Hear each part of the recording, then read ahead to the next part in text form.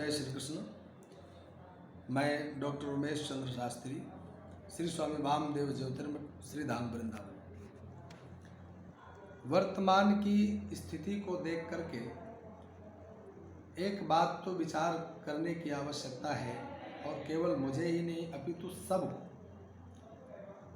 जो कुछ भी इस समय हम लोग देख रहे हैं, वह चाहे सोशल मीडिया हो और चाहे किसी भी प्लेटफॉर्म में जा कर के आप देखेंगे कि हर व्यक्ति उत्तरोत्तर अपनी उन्नति करने में तुला हुआ है। वह उन्नति चाहे यश की हो, उन्नति चाहे अर्थ की हो, व्यापार की हो, हर व्यक्ति अग्रसर है तो मात्र एक कार्य में कि कुछ भी हो जाए, मुझे मेरा नाम हो जाए, मुझे कुछ पैसे हो जाए, मेरा व्यापार बढ़ जाए। और इस कार्य में अध्यात्म का क्षेत्र जिसे हम मानते हैं वह भी अछूता नहीं। हर व्यक्ति कुछ भी करने पर उतारू है। सोशल मीडिया में आप देखेंगे कि जो कतई कुछ भी नहीं जानता है वह भी बड़े बड़े भविष्यवक्ता बने हुए हैं। सूर्योदय होने पर ही हमारे सनातन धर्म में, हमारे ज्योतिष शास्त्र में, जहाँ सूर्योदय होने के पश्चात एक दिन प्रारंभ होता है, वहाँ पर रात्रि 12 बजे के बाद भी एक दूसरे का भाग्य बतलाने वाले, राशियों का राशिफल कहने वाले इस समय कितने देखे जाते हैं। तो ये कार्य मैं केवल एक बात पर ही नहीं कर रहा, मैं अभी तो सभी विषयों को लेकर के समाज से एक निवेदन करना चाहता हूँ। संसार में हमारे सनातन धर्म में सर्वोत्तम गुरु शास्त्र कहा गया है। वेद हैं, शास्त्र हैं, उपनिषद हैं, पुराण हैं, इनसे बड़ा और कोई गुरु नहीं हो सकता है। हर व्यक्ति आज के समय में शास्त्रों का अध्ययन कर सकता है। एक वह समय था जब सब शास्त्र संस्कृत में थे, देवभाषा में थे, हम सभी उसका अर्थ नहीं कर सकते थे, शास्त्रों के उन गूढ़ रहस्यों को हम समझ नहीं सकते थे। लेकिन वर्तमान में ऐसा नहीं है। आज जो भी शास्त्र है, बड़े बड़े विद्वानों ने, महापुरुषों ने परिश्रम करके, अथक प्रयत्न करके हमारे सामने उनका हिंदी रूपांतरण भी रखा है। और सिर्फ इसके लिए रखा है कि हम लोग उनको देखें, पढ़ें, अवलोकन करें और फिर विचार करें कि सामने वाला अगर कोई बात कह रहा है तो वास्तव में यह बात अमुक शास्त्र में लिखी है कि नहीं। क्योंकि ज़्यादातर लोग यही कहते हैं। कोई आकर के कहता है कि शिव पुराण में ये लिखा है, शिव पुराण में ये लिखा है, और बोल कुछ भी देगा लेकिन कह देगा शिव पुराण में, स्कंद पुराण में ये लिखा है, पद्म पुराण में ये लिखा है। अरे किस पुराण में क्या लिखा है ये चीज़ तो आप भी समझ सकते हो। अच्छा, ये बात छोड़ दीजिए, हमें जीवन में, दिनचर्या में प्रातः काल से लेकर रात्रि पर्यंत कब कब किस किस समय में क्या क्या करना है, इसका निर्धारण शास्त्रों ने पहले ही कर दिया है। व्यक्ति के जन्म से लेकर मरण पर्यंत होने वाले समस्त संस्कारों के बारे में, हानि लाभ के बारे में, यश अपयश के बारे में सब कुछ शास्त्रों ने पहले ही लिख दिया है। हर युग के धर्म लिख दिए, व्यक्ति के कर्तव्य लिख दिए, अमुक वर्ण का व्यक्ति क्या करेगा यह तक लिख दिया, स्त्री और पुरुष के कार्य कौन से हैं, उनके धर्म कौन से, यह भी लिख दिया। परंतु उन धर्मशास्त्रों के विषय को भी एक किनारे रख करके और कुछ ऐसे भी ज्ञान इस समय दिखाए जा रहे हैं, मार्ग बताए जा रहे हैं जिनका शास्त्रों से कोई लेना देना नहीं है।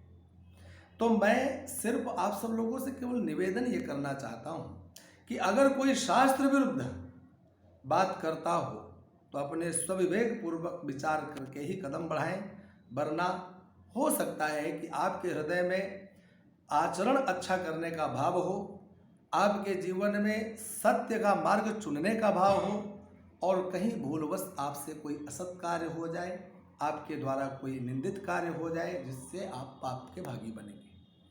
और इस विषय पर केवल एक ही नहीं, मैं किसी का नाम नहीं लेना चाहता, परंतु ये देख रहे होंगे, वह चाहे कोई भी ज्ञान हो। अभी कुछ दिन पहले ही मैं एक वीडियो देख रहा था, उसमें एक अपने आप को बहुत बड़ा महात्मा बताने वाले या समाज उनको महात्मा बताने वाले, उनका ही ज्ञान भाव के नाम पर जो उन्होंने बतलाया मार्ग वह बिल्कुल निंदनीय है।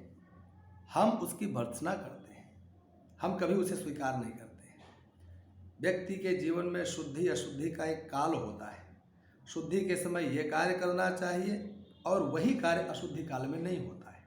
वह चाहे शरीरगत शुद्धि अशुद्धि हो और चाहे प्रकृति प्रदत्त कोई शुद्धि अशुद्धि का कार्य हो, चाहे वह शरीर में उत्पन्न होने वाले रजस्वला इत्यादि का धर्म हो, चाहे सूतक पातक का लगने वाला प्रकृति प्रदत्त कोई दोष हो, चंद्र ग्रहण सूर्य ग्रहण इत्यादि से लगने वाला सूतक काल हो, ऐसे समय में शास्त्र कहते हैं किसी भी प्रकार की देव पूजा हो, कोई अनुष्ठान हो, धार्मिक कार्य हो, चाहे कुछ भी हो, आप ईश्वर के स्वरूप को प्राप्त ऐसे किसी भी देवी देवता का अनुष्ठान या पूजन नहीं कर सकते। दैनिक पूजन भी नहीं कर सकते। संध्योपासन गायत्री जप में भी विधान बताया गया कि आप इस प्रकार से कर सकते हो, इस प्रकार से नहीं कर सकते हो। फिर जिन्होंने ये मार्ग बतला दिया कि आपका यदि भाव शुद्ध है और यदि आप राधा रानी के प्रति बहुत दिव्य भाव रखते हो, अपनी पुत्री का संबंध रखते हो, अपने कोई भी आप उनको अपने संबंध में रखते हो, तो वह भाव आपका पवित्र है। आप उस भाव के साथ में उनकी सेवा अर्चना अभ्यर्चना कर सकते हो। देखिए, शास्त्र से बड़ा कोई भाव नहीं होता है। शास्त्रों ने ही हमें किस किस भाव से किस किस देवता का यजन पूजन करना है, ये शास्त्रों ने बताया। अभी तो ये भाव भी, ये प्रेम भी, ये भक्ति भी सब शास्त्रों में पहले से ही वर्णित है। उनको पढ़ पढ़ करके ही हम कहीं ना कहीं भाव के जानकार हुए, प्रेम के जानकार हुए, भक्ति के जानकार हुए। इसलिए मेरे प्यारे सज्जनों, बिल्कुल भी ऐसा कार्य ना करें। और जो कोई भी इस प्रकार का ज्ञान देता है, आपको मैं सत्य कह रहा हूँ, कहीं ना कहीं वह अपने द्वारा इस प्रकार की कोई शब्द बोलकर विख्यात होने का प्रयत्न करता है या कोई ऐसा कार्य करता। वरना जिन्हें कोई नहीं जानता हो उन्हें कैमरा लेकर चलने की आवश्यकता क्या, पुष्प बिछ गए उनके ऊपर टहलने चलने की आवश्यकता क्या।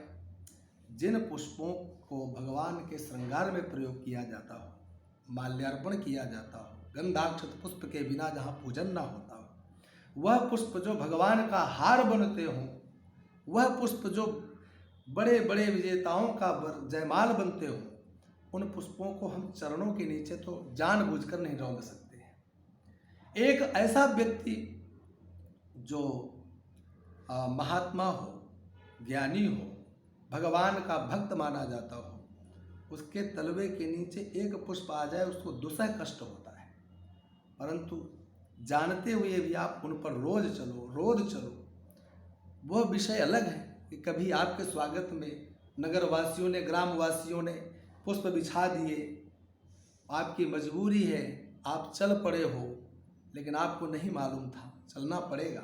लेकिन यहाँ हमें जानकारी है कि हमारे लिए रोज पुष्प बिछाए जाते हैं, तो हमारा भाव यह नहीं होना चाहिए कि हम उतर कर उनके ऊपर चले, वो भी जूते पहने हुए चले।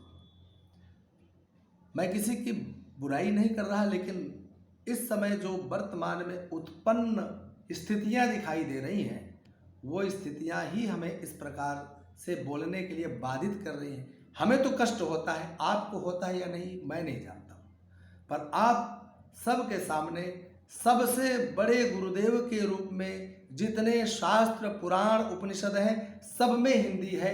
आप इन चीज़ों के लिए आप एक बार पढ़िए, निर्णय सिंधु, धर्म सिंधु, अन्य ग्रंथों को पढ़िए और विचार करिए कि किस प्रकार से हमें जीवन यापन करना है, शुद्धि अशुद्धि का मार्ग क्या है, किस प्रकार से एक मानव के कर्तव्य हैं, स्त्री के धर्म क्या है, पुरुष के धर्म क्या है। तब आपके आंखें खुलेंगी। किसी के भी बहकावे में आकर के एकदम भग नहीं चलना चाहिए, थोड़ा विवेक पूर्वक विचार करना चाहिए। कहने के लिए तो मेरे पास बहुत सारी बातें हैं, लेकिन एक ही वीडियो में सारी बातें नहीं कही जा सकती। इसलिए शुभमस्तु। जय श्री राधे, जय श्री कृष्ण।